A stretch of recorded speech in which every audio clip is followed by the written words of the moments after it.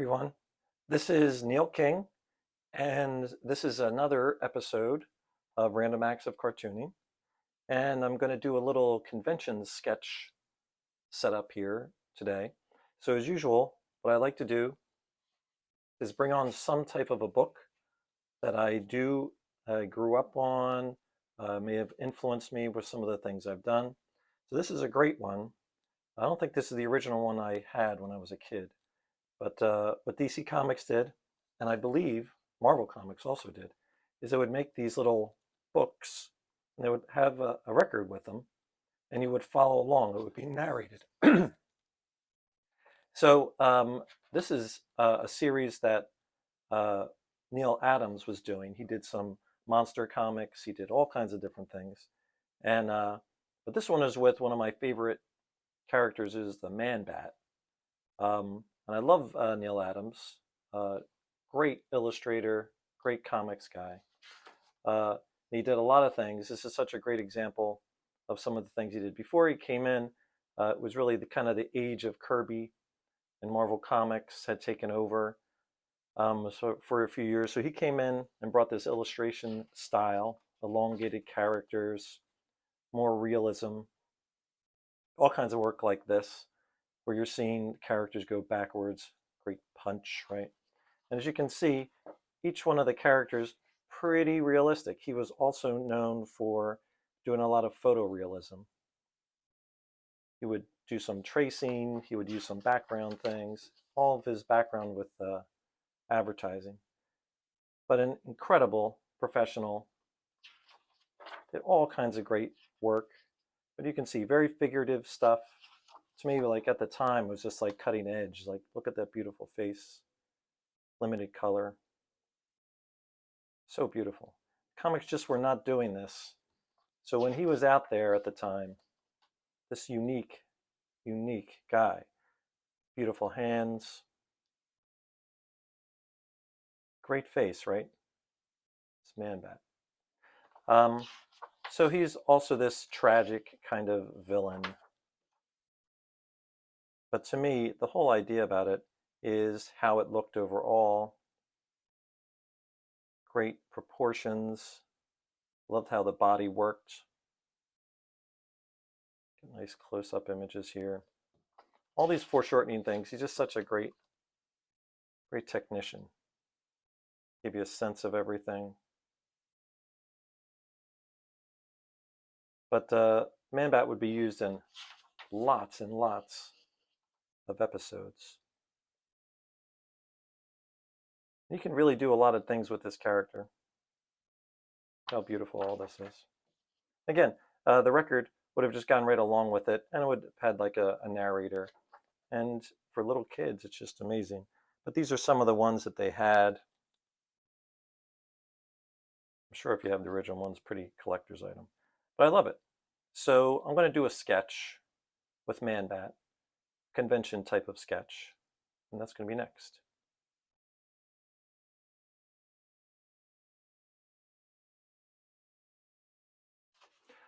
Okay, everyone. So here we go. We're going to start this sketch. So I just have my basic, what I bring to any kind of convention, 80-pound drawing paper. I have my tools of choice, my Ticonderoga, right? And a brush pen, some microns for some detail, and all that kind of stuff. And eventually I'll use my watercolor. But first we kind of get started with the overall feel.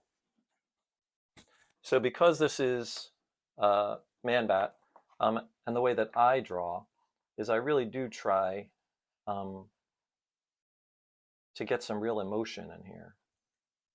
So the character can really be done in a lot of different ways. And the way I do it, I tend to really take the basis of what I've seen of the character and kind of make him my own. And when you see the character, most of the time people recognize him without much of a problem. I like the kind of skeletal feel of him. And as always, and this is kind of a Neil Adams thing that I feel like between, I don't know whether he got some of it from Kirby or whatever. I like how, he has those mouths and the way that they are so expressionistic. Remember, my style is very different in many ways than Neil Adams. But I'm just trying to get this feel of him kind of hunched over, right? And then get a real kind of nice pose from him. You don't have to necessarily see all of that, all of the wings. Trying to get a nice feel for these, the hands, nice elongated hands.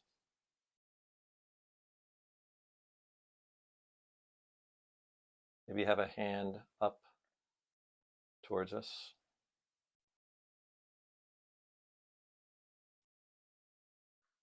And get that sense of the wings back there. Maybe coming up towards us with his feet. I think I'm seeing most of this.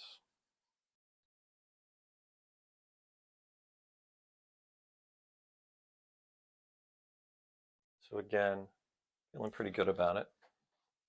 And with me, when I'm doing sketches at conventions and stuff, try to keep it loose. Get most of the stuff there, and then try to get a little bit of detail with some markers.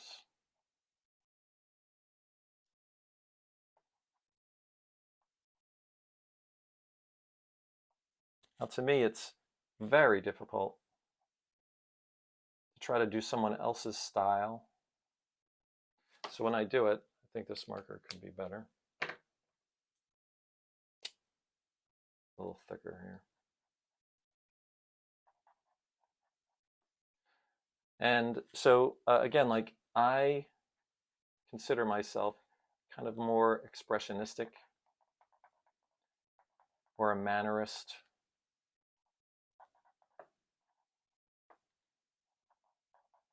I want to see as much as I can. I let it go loose.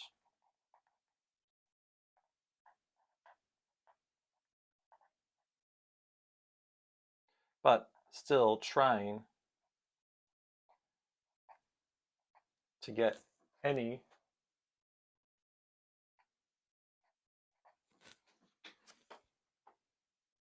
of this stuff going on.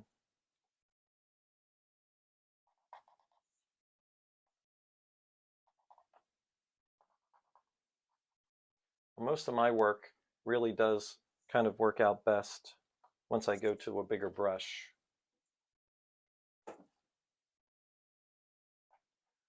I don't consider this as being the big parts of what I do.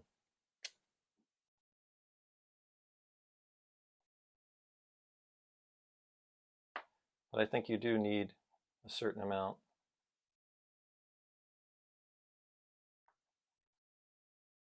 of detail to make sure the character has some kind of a look. Now again, the way Neil Adams does this, what makes his so good is he's got some really good little detail about what maybe a real bat's ears might look like, but he doesn't overdo it.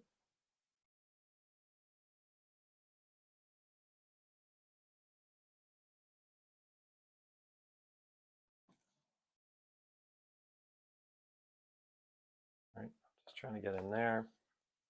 I want to try to get a little bit of good feeling about these nails and the fingers.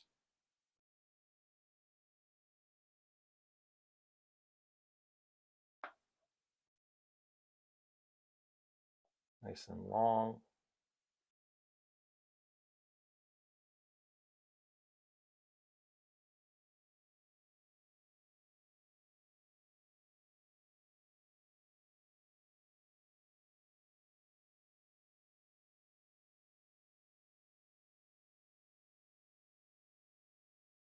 All about elongation.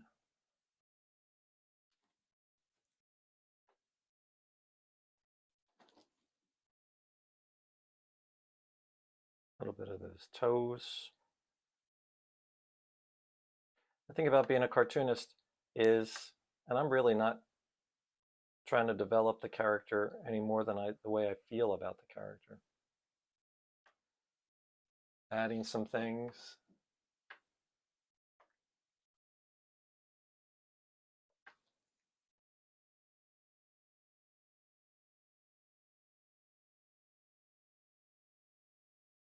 Right. So I'm feeling pretty good about this. Now when I go to my Pentel brush, it means that it's really time to get this character going.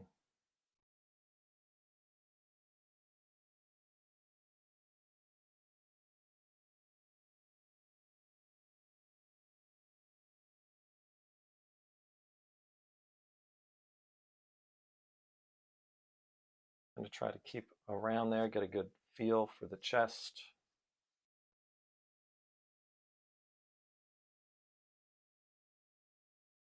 Torn up, always has these kind of torn up jeans, I guess. It's like the Hulk.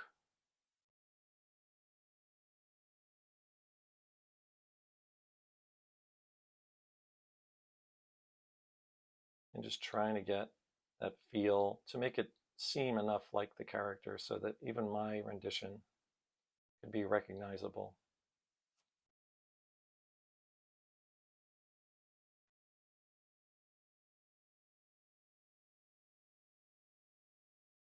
Nice and light. Trying to get that feel, right?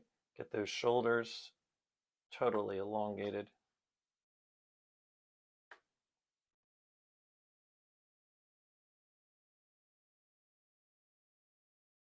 Pentel brush gives me just a great feeling. Nice line weight.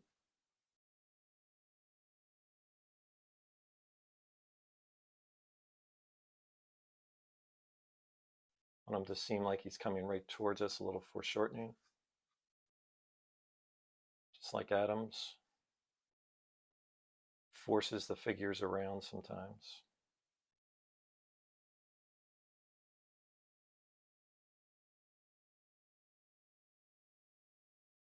I've seen a bunch of artists work with this character, and they've done so many different nice ones. I particularly love the Frank Robbins one. I'm going to show some Frank Robbins stuff as I do some more of these drawing sessions.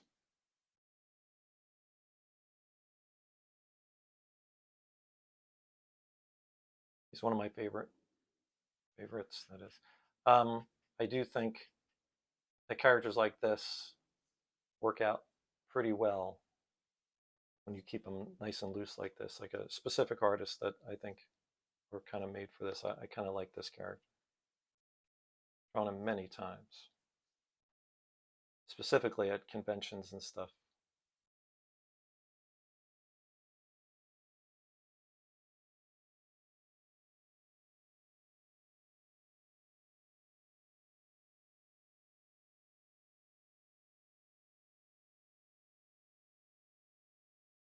All right. So, as I usually do, this is kind of where it kind of begins, just with the line art. And I'm going to put some color into this next.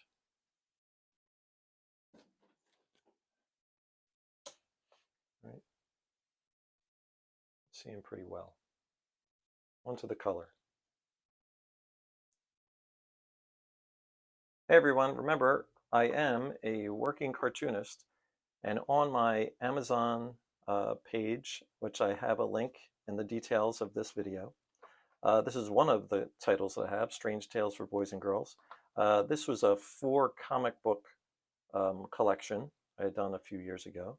Monsters in the Box, Nobody Kisses the Sun Goodnight, My Sister the Dinosaur, and Why Pudding Joe Ate the Cat. So this is a lot of fun, these books. And again, it just compiles all of them. They're black and white format. And they're just like all ages books, not too scary. They're kind of fun. They're silly. And they're things that I always think of when I was growing up. Uh, I kind of use these kind of images throughout. I think I had a lot of fun with these. These are just traditional line art works. I don't think I drew these in or on the computer with Photoshop and anything. So at the time, I brought them back together with the text and everything later. But they're really for all ages, boys and girls. And I've shown them and sold many of these books throughout the years. But I hope you'll give it a look and see what you think. They, Pudding Joe. We all have a little Pudding Joe in us. But they're fun. It's on Amazon.com. Again, look in the details and support your artists. Remember, by subscribing and liking the pages, uh, these uh, these chapters that I'm doing is very important. But I really want people to come and see my books. That's what I'm always making. I'm on one right now. All right. So thanks. Let's get back to this. Okay, here I go. With a little closer. You can see it's still not really super tight yet. So I do like to kind of go in the color and then come back in and tighten them up at the end. All right, so I am using, as I tend to use, really simple Prang semi-moist watercolors. I have a couple brushes. I like to just, again, go after it and do lots of things. I just have a little water here. And when I'm at a convention, this is kind of what I have. So let's take a look at what we can do to this thing. Now the character, I should erase some, I don't know if you can see there's still some pencil lines. The character is kind of fleshy and brown and gray, like a bat. But he kind of goes all over the place with the color. And every time I see him, I feel like and I look at the book, it's hard for me to tell. Like I feel like he's more gray than kind of brown. So when I do add the color, I'm going to try to do that, allow it to stay in that area. Now, most of the time, when I start something like this, I want to start with my lightest values. So I'm going to come in with some fleshy browns. Just try to load up on some areas to kind of give a little bit of value. Trying to work my water around here. So again, just trying to get some value. I'll use it.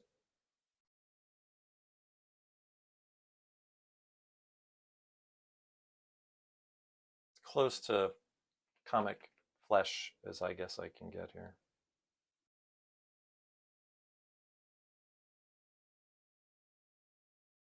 Probably good around the ears. When I'm mixing some of these things, I don't know if I show it much.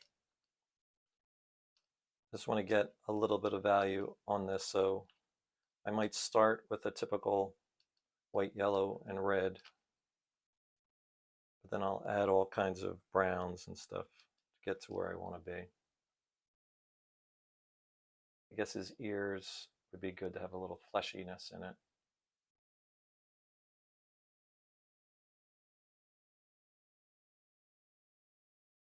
Right, and just kind of adding like that.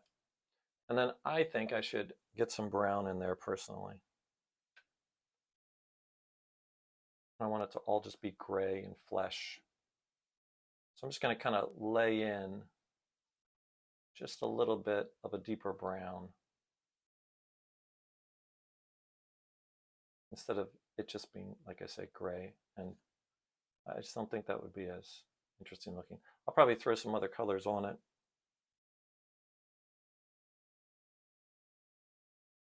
And the thing is, when you're working light to dark like this, I just try not to be too aggressive right away because I can sometimes be like that. I can get too strong, too fast,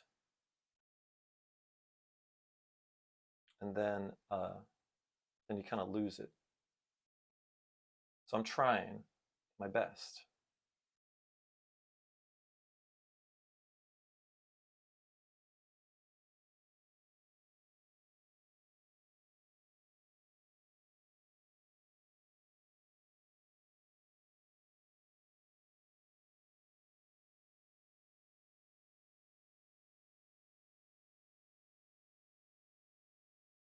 Right? Just trying to get some of that nice little background, right?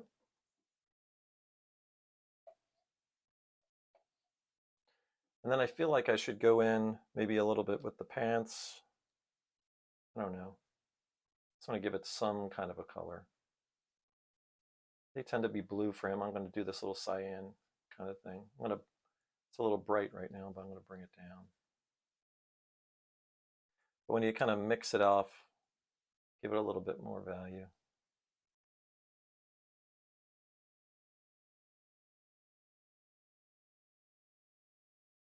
And again, for a convention sketch, I tend to just work a lot of opposites into these things. I'm going to put a little of the blue in him. It's good with flesh.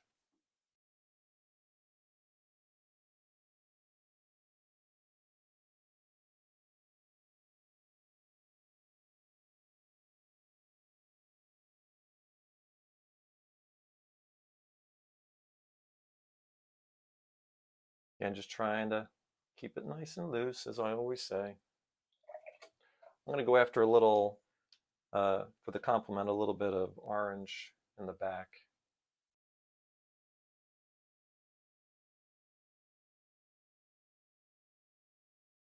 And just kind of give some atmosphere. It's a pretty bright orange.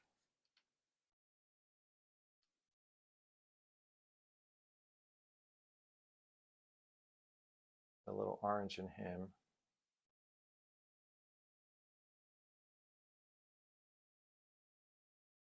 Kind of like that mix, right? If you're using those complements, you can get a lot of good stuff going on.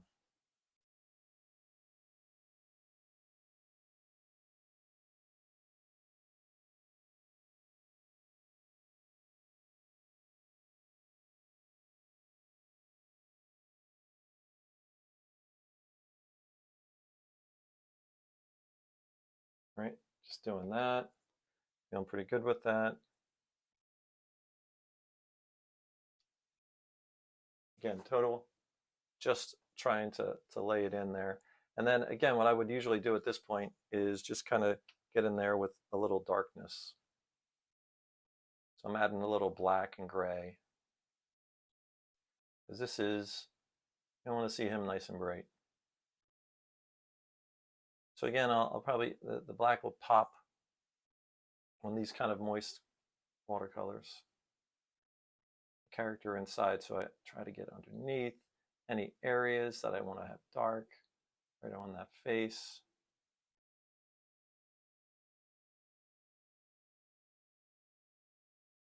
And this is what I consider a typical feel for when I do these convention sketches, because again, I just don't think there's any point in doing something like this in too finished. You just, at least for my style, I think it's best when I'm doing this in color and you just see the feel of this character. You just really are like, he's going to work well. I tend to like these kind of characters with what I do.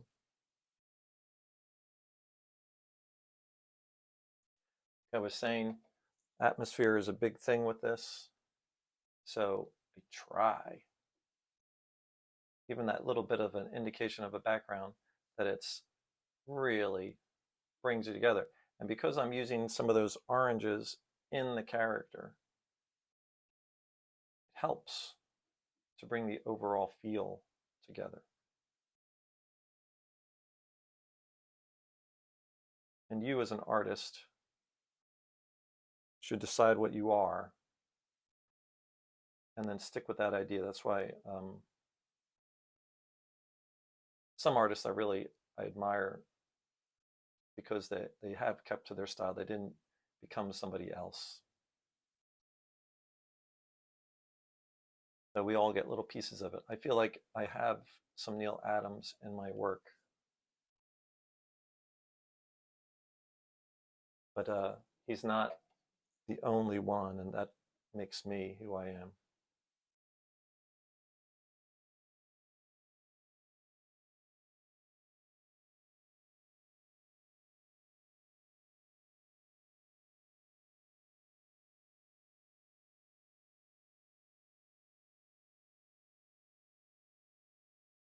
Again, that's what's nice about having that starting off with those lights to dark. So when I come back in and I add the darks, that I can just look around and see what needs to be done,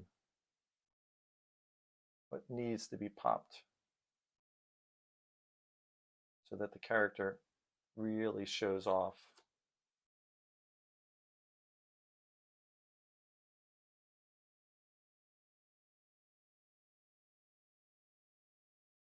So I feel like he's way grayer now. I think he still looks like a bat. And I think the character in itself should have a little brown, not just all gray.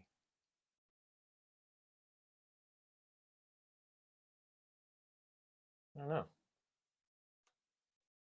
I'm just messing around at this point. Feeling pretty good about him.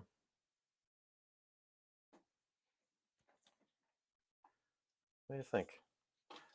Again, like, it's hard for me to show you everything with him, but the idea is that even just in this amount of time, that you can come out with a kind of vibrant image like this. And I think it has a lot of good stuff to it. Okay, so I want to thank everybody for watching. Remember to like and subscribe to Random Acts of Comics, and check out in the details and my info about my Amazon uh, page that you can look at some of the books that I do also, besides all these sketches. All right, see you next time.